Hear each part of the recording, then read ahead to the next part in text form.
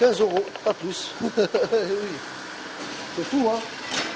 Avec 1,51 € le litre de samplon 95 et jusqu'à 1,69 € parfois le litre de samplon 98, les prix de l'essence ont atteint un niveau historique en France.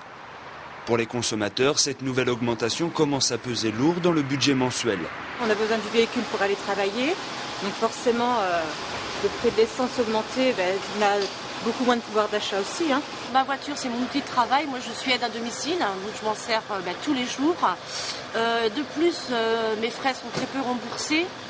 Donc, c'est très difficile, quoi. Hein. Tout augmente, que ce soit les assurances, l'essence, tout augmente. Et derrière, voilà, quoi, on n'a pas trop le choix. Il faut bien quand même aller travailler. Quelque chose de difficile à caler dans les budgets, surtout quand on a des grosses voitures, les familiales, parce que du coup, on arrive à faire des pleins d'essence pour 100 €. C'est énorme. Évidemment, avec des pleins qui dépassent les 100 € contre 60 ou 70 au début des années 2000, il y a de quoi s'inquiéter. Mais alors, quels sont les éléments déclencheurs de cette augmentation progressive des prix de l'essence depuis 6 mois maintenant?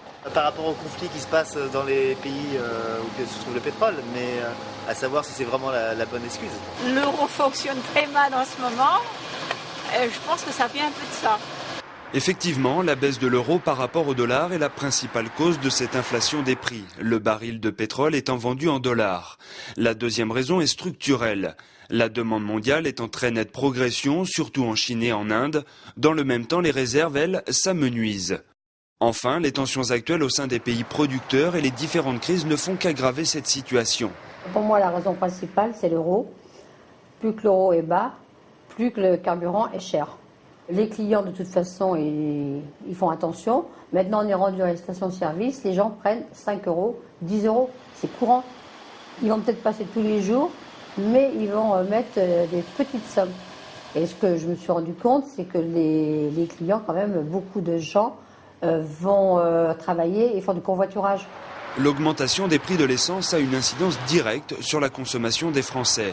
Actuellement, le covoiturage séduit de plus en plus, près de 4 millions d'inscrits au site covoiturage.fr. Les véhicules plus petits aux consommations réduites sont préférés. Bref, chacun tente de trouver des solutions pour aller de moins en moins à la pompe.